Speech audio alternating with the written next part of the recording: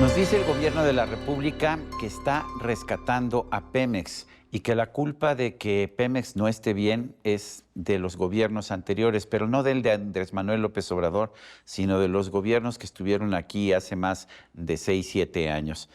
¿Cuál es realmente la situación de Pemex? ¿Qué se tiene que hacer para que gane dinero? ¿Pierde dinero y cuánto pierde? Pues todo esto se lo quiero preguntar a Pablo Zárate. Pablo Zárate es director de Energía y Recursos Naturales de FTI Consulting. Y bueno, pues se ha dedicado, de hecho, a investigar el tema de Pemex desde hace muchos años. En primer lugar, Pablo, Pemex está perdiendo dinero, pero ¿por qué está perdiendo dinero una petrolera cuando vemos que en el resto del mundo las petroleras ganan mucho dinero? Mira, una de las principales explicaciones para eso es que Pemex tiene algunas unidades de negocio que producen recursos, algunos activos que producen utilidades y tiene muchos otros que son pues un barril sin fondo que utilizan esos recursos que producen las unidades que ganan dinero y, digamos, la misma organización termina chupando todos los recursos en cosas que terminan siendo no productivas. El mejor ejemplo a gran escala de eso es la refinación. La refinación pues, es una unidad de negocios que se encarga de generar su dinero a partir de una especie como de sándwich que tiene entre dos commodities, ¿no? Pemex Transformación Industrial, que recibe el petróleo crudo, que tiene un costo, y después vende una gasolina. Ahora, si veo las cifras de Pemex Transformación Industrial, Pemex TRI, como le llaman, pierde dinero desde siempre. No he encontrado, bueno, me he estado remontando a varios años y siempre pierde dinero. Ahora, el expresidente López Obrador decía que lo que había que hacer era producir más gasolina, porque siempre es más conveniente vender jugo de naranja que vender naranjas. Pero lo que yo veo en las cifras es que Pemex Exploración y Producción gana dinero algunas veces, no siempre, pero suele ganar dinero, pero Pemex TRI siempre pierde dinero. Entonces, ¿estaba equivocado López Obrador? Sí, mira, los consultores siempre pensamos en dónde tienes la ventaja comparativa como negocio. Y Petróleos Mexicanos, no hay duda, tiene activos petroleros de exploración y producción para producir crudo y gas francamente extraordinarios. Ha tenido un espacio monopólico y ahora privilegiado en términos de poder escoger los mejores recursos petroleros del país, los mejores campos, tenerlos asignados y a partir de eso poder generar dinero. Eso es, digamos, una unidad de negocio que no es competitiva. Ahí lo único que tiene que hacer Petróleos Mexicanos es asegurarse que los costos para encontrar y desarrollar o producir ese crudo sean menores que el precio de mercado del crudo, que típicamente es el caso porque tenemos recursos bastante buenos en México, con costos por barril muy bajos para producir. Entonces, Petróleos Mexicanos tradicionalmente gana dinero en exploración y producción. Esa ecuación se ha ido complicando con el tiempo porque los en costos vez de han tener, subido, ¿no? claro, en vez de tener a Cantarell y a Kumalop-Zap como las dos fuentes principales. Ahora tienes nada más a Kumalop-Zap como una fuente importante de recursos. Ya no tenemos nuevos campos supergigantes y Petróleos Mexicanos ha tenido que entrar en una dinámica más parecida a lo que una petrolera normal, competitiva, tendría que hacer, y eso le ha costado un trabajo tremendo y pierde dinero. Ahora, en de hecho, algunos de los campos. hemos visto que además la producción se viene reduciendo. El expresidente López Obrador había prometido que íbamos a producir más de 2 millones de barriles diarios. Estamos lejos de producir eso. Pero si vemos las cifras, siguen cayendo. Cada año siguen cayendo las cifras de producción de petróleo crudo. No hablo ya ni de gas ni de nada más. O sea, es que Pemex de alguna manera vive de las rentas del pasado. Hizo grandes inversiones, hizo grandes descubrimientos y a partir de eso se mantiene la plataforma de exploración y producción y la plataforma más amplia de Pemex. Pero conforme eso se va acabando, conforme los campos van declinando, no hemos encontrado manera de reemplazar eso con campos productivos a costos competitivos. Entonces, cada vez es más caro exploración y producción, cada vez gana menos dinero y estamos entrando ya en una dinámica donde lo que tradicionalmente pasaba, que era a Pemex le alcanzaba para, con exploración y producción, subsidiar las pérdidas de transformación industrial, pues ya no la alcanza y entonces la plataforma entera va generando pérdidas. Es una tragedia. Si vemos en Estados Unidos, tuvieron una declinación importante en su producción de petróleo crudo y de gas y luego empezaron a utilizar la fractura hidráulica, el fracking, y hemos visto un renacimiento. Nuevo México, que no producía, hoy produce más que México, tanto de petróleo crudo como de gas. ¿Deberíamos usar fracking?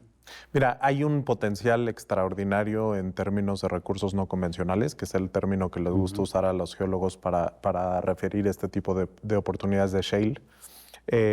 No hay duda de eso. Fundamentalmente es hidrocarburos dentro de rocas sedimentarias. Dentro de rocas sedimentarias, por lo que es importante eso para los petroleros es porque tienes menor permeabilidad en rocas menos porosas. Entonces, tienes que estimular esas rocas para que... Les inyectas agua. Claro, les inyectas agua, utilizas algunos surfactantes, algunos otros procesos para poder generar ranuras por las que pueda fluir el petróleo, ¿no?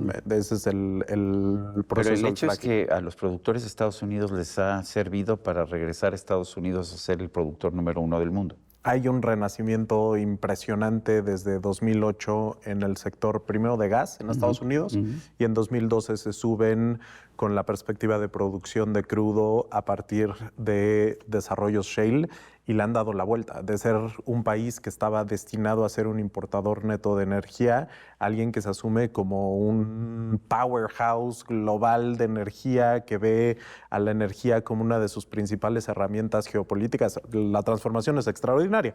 Mientras en México seguimos pues atorados con las tecnologías que puede traer Pemex, con los recursos que puede aportar Pemex. Porque aquí hay algo muy importante, Sergio, que es... creo que sí es cierto que el gobierno del presidente López Obrador heredó una serie de problemas en Pemex. Ahí había muchos problemas, todos los indicadores iban a la baja, eso es cierto. Lo que sí es que el gobierno de López Obrador tomó una decisión fundamental en lo petrolero. Bueno, tomó dos. Una es hacer a un lado la inversión privada, asumiendo que Pemex iba a poderle sacar todo el jugo a los recursos petroleros del país, cosa que ya vimos que no fue cierta. Y la segunda decisión muy importante que tomó fue empujar muchos de los recursos de inversión que iba a tener disponibles a partir de la hacienda pública hacia refinación, que ya platicamos que es un negocio distinto que típicamente había sido perdedor. Para que tengas un negocio de refinación que gana dinero, lo que tienes que hacer es competir, como decía al principio, en un sándwich de commodities. Por abajo tienes el crudo, luego haces la transformación industrial o la refinación para convertirlo en gasolina y otros petrolíferos, y ese proceso tiene que ser más competitivo que lo que hace la costa del Golfo de Texas o toda una serie de refinadores que están haciendo que son refinerías muy competitivas. Muy competitivas, muy eficientes, pues, quizás parecidas a la de Deer Park que compró el gobierno, que resultó ser una buena inversión en el estado de Texas. Pero el Sistema Nacional de Refinación, lo que estamos viendo es que no importa cuánto dinero le metan, no tiene capacidad de ser competitivo ni ser realmente estable en términos de sus parámetros productivos. Entonces, por más que incrementemos la refinación, si los parámetros de la cantidad de dinero que le estamos metiendo a ese negocio son menores que lo que producimos por el valor agregado que genera la refinación, vamos a perder dinero. Es decir, ¿se puede perder dinero produciendo jugos de naranja? Claro que sí. Si el jugo de naranja vale menos que las naranjas cuando la compraste y sumas los costos de tener tu maquinita procesadora de jugos, pues acabas perdiendo dinero. Y esa es la aritmética esencial que está aprendiendo el gobierno de México. Sí, yo veo los estados de resultados de Pemex con un pasivo negativo de enorme, seguramente tú lo sabes mejor, pero creo que andaba por ahí de 2 billones de pesos el pasivo, no el pasivo, perdón, el patrimonio. Capital contable negativo. Sí, el patrimonio. Si el patrimonio es negativo, incluso cuando me dicen es que tú quieres privatizar a Pemex, digo, a ver, es que aunque la regales, no te la van a tomar porque no vale nada. No vale nada. Lo que vale son los recursos petroleros que son de la nación y que no son de Pemex. Pero la gran pregunta es, ¿qué hay que hacer para rescatar a Pemex? Nos dice el gobierno que quiere rescatar a Pemex, pero tiene un patrimonio negativo de 2 billones de pesos, que son pues como 100,000 millones de dólares. ¿Cómo rescatas esto? Mira, a estas alturas, Sergio, yo ya ni siquiera entiendo a qué se refiere el gobierno con rescatar a Pemex, porque rescatar a Pemex para el presidente López Obrador de arranque representaba regresar a Pemex a los días de gloria que producía 3 millones de barriles diarios y había un discurso que algunos veíamos como poco realistas, pero es entendible que quieras restablecer la gloria de una institución que en algún momento fue formidable. Eso lo puedo entender. Conforme fue pasando el tiempo, el mismo López Obrador se dio cuenta que no iba a lograr eso y empezó a cambiar los términos del discurso. Entonces ahora lo que quería era que Pemex no fuera a producir más de lo que podía refinar y de un plumazo bajó las expectativas de producir 2.6 o 3 millones de barriles diarios a 1.8. O sea, cerró la válvula de lo que estaba siendo rentable para poder alimentar lo que no estaba siendo rentable. Mi hipótesis es más bien que seguía empujando con todos los cilindros prendidos que podía y se dio cuenta que no iba a regresar y entonces cambió los estándares y los objetivos. Esa filosofía ya la hereda la presidenta Claudia Sheinbaum y creo que ha redoblado sobre esa ideología. Pero cuando te preguntas, ¿qué significa rescatar a Pemex?